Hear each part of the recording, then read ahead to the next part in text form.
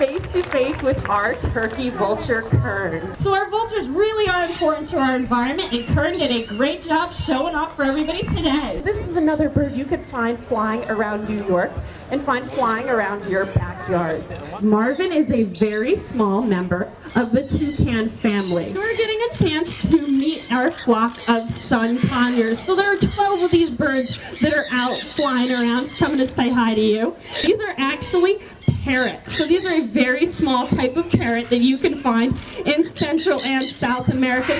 These are some of the largest parrot species in the world. Nice job there, Levi, showing off all those bright colors. You can see why the Stark Macaw gets his name. This is the largest owl species on the planet.